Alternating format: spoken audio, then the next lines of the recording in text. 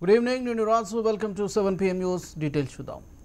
YCP అధినేత YS Jagan BC declaration ప్రకటించారు. ఏలూరులో జరిగిన బీసీ గర్జన సభలో ఆయన బీసీలపై వరాల జల్లు కురిపించారు.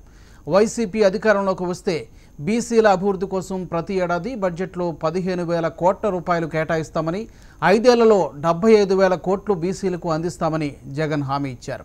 అసెంబ్లీ తొలి సమావేశాల్లోనే సమగ్ర బీసీ సబ్ ప్లాన్ చట్టాన్ని తీసుకొస్తామన్న వైఎస్ జగన్ బీసీలోని 139 కులాలకు విడివిడిగా కార్పొరేషన్లు ఏర్పాటు చేస్తామని ప్రకటించారు.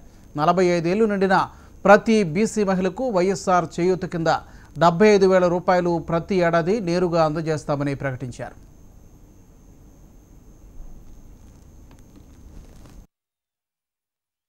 సంవత్సరానికి 10,000 కోట్ల రూపాయలు చెప్పి కేవలం 3,800 కోట్ల రూపాయలు కూడా ఖర్చు చేయలేదు ఈ పెద్ద మనిషి చంద్రబాబు నాయుడు గారు.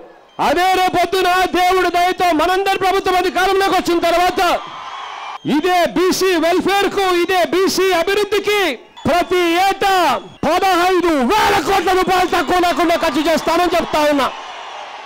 5 సంవత్సరాలలో 15,000 ఇంటూ 5 సంవత్సరాలు అక్షరాల 75,000 కోట్ల రూపాయలు బీసీల కొరకు ఖర్చు చేస్తామని చెప్పి హామీ ఇస్తా ఉన్నా. తక్కువ లేకుండా సబ్ ప్లాన్ ప్రవేశపెడతాం, చట్టబద్ధత తీసుకొస్తాం. కులంలో ప్రతి అక్కను 45 సంవత్సరాల నుంచి 60 సంవత్సరాలు ఉన్న మధ్యలో ఉన్న ప్రతి అక్కకు ఎవరి దగ్గరికి పోవాల్సిన పనుల, ఎవరి చుట్టూ తిరగాల్సిన పనుల, ఎవరికి లంచాలు ఇవ్వాల్సిన పనుల నేరుగా గ్రామ వాలంటీర్ మీ ఇంటికే వస్తాడు. వచ్చి ఆ అక్క చేతుల్లో 75,000 రూపాయలు పెడతాడు. అక్క చేతులు వైఎస్ఆర్ చేయూత అన్న పథకం అమలు చేస్తాం. 4 విడతలుగా ఇస్తాం. ఆ డబ్బును ఉచితంగా ఇస్తామని చెప్పి హామీ ఇస్తా ఉన్నాను మీ అందరికీ. ఏలూరు బీసీ గర్జన సభలో వైఎస్ జగన్ సీఎం చంద్రబాబుపై విమర్శనాస్త్రాలు ఎక్కుపెట్టారు. 2014 ఎన్నికలకు ముందు చంద్రబాబు 119 వాగ్దానాలతో చేసిన బీసీ డిక్లరేషన్కు దిక్కు లేకుండా పోయిందని మండిపడ్డారు. బీసీల కోసం ప్రతి ఏడాది 10,000 కోట్లతో ప్రత్యేక బడ్జెట్ పెడతామని హామీ ఇచ్చారని, అలాగే బీసీ సబ్ ప్లాన్ ప్రవేశపెట్టి దాని అమలు కోసం చట్టం చేస్తామని హామీ ఇచ్చారని, అవేవి అమలుకు నోచుకోలేదని విమర్శించారు. 5 ఏళ్ల పాలనలో ఒక్క హామీ కూడా చంద్రబాబు నెరవేర్చలేదని అన్నారు. ఇదే పెద్ద మనిషి ఫీజు రీయింబర్స్మెంట్ ఆధార్తో సంబంధం లేకుండా అమలు చేస్తారట.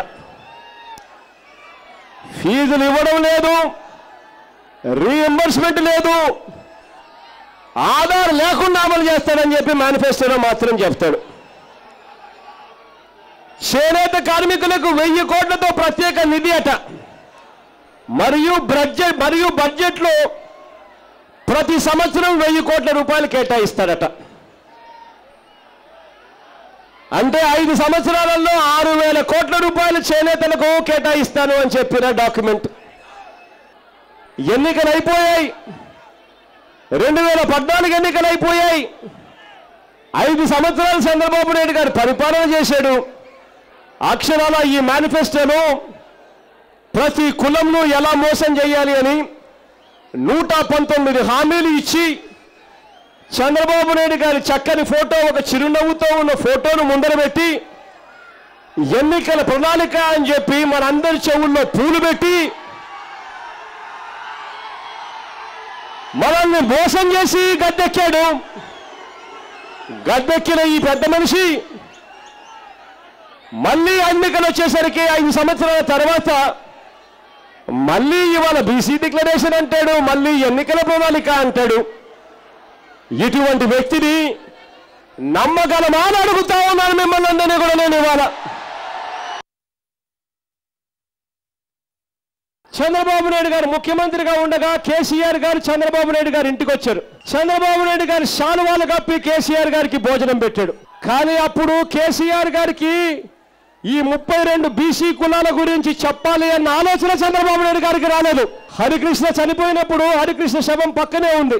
కేటీఆర్ గారితో చంద్రబాబు నాయుడు గారు పొత్తు పెట్టుకోవాలి అని చెప్పి మాట్లాడతాడు. కానీ 32 కులాలు, బీసీ కులాలు తెలంగాణలో ఇవాళ బీసీ జాబితాలో లేవు, వాటిని చేర్చండి అని మాత్రం చంద్రబాబు నాయుడు గారి నోట్లో నుంచి ఒక్క మాట కూడా రాలేదు. రేపొద్దున దేవుడి దయతో మనందరి ప్రభుత్వం అధికారంలోకి వచ్చిన తర్వాత ఇదే కేసీఆర్ గారితో నేను మాట్లాడతానని చెప్పి మీ అందరికీ హామీ ఇస్తా ఉన్నాను. ఈ 32 కులాలను తెలంగాణలో కూడా బీసీ జాబితాలో చేర్చే ప్రతి ప్రయత్నం నేను చేస్తానని చెప్పి మీ అందరికీ హామీ ఇస్తా ఉన్నా.